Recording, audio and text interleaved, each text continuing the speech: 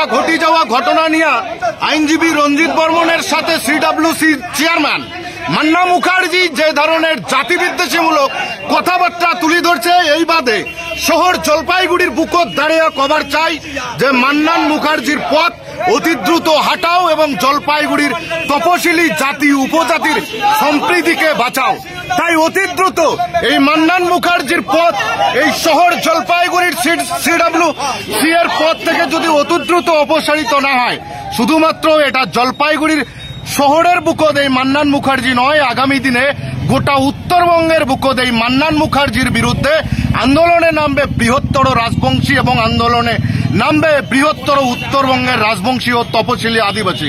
আজি মান্নান মুখার্জি যে ধরনের জাতিবিদ্বেষী সম্প্রতিমূলক একজন আইনজীবী, রাজবংশী সম্প্রদায়ের আইনজীবীকে নিয়ে যে ধরনের বক্তব্য তুলে ধরছে, এটা অন্তত পক্ষে ধিক্কারজনক, এটা অন্তত পক্ষে ন্যাক্কারজনক।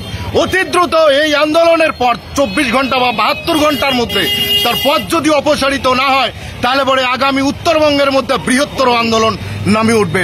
পাশে আছে রঞ্জিত বর্মনের সাথে রাজবংশী সমাজ তথা জলপাইগুড়ি বার অ্যাসোসিয়েশনের আইনজীবীরা। সবাইকে ধন্যবাদ নমস্কার জানিয়ে মান্নান মুখার্জি আমরা কথা আপনাদের দরবারে বলছি। মান্নান মুখার্জি হাটাও।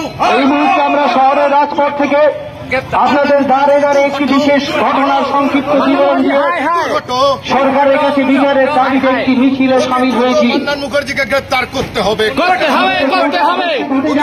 মান্নান মুখার্জিকে গ্রেপ্তার এই ঘটনার জন্য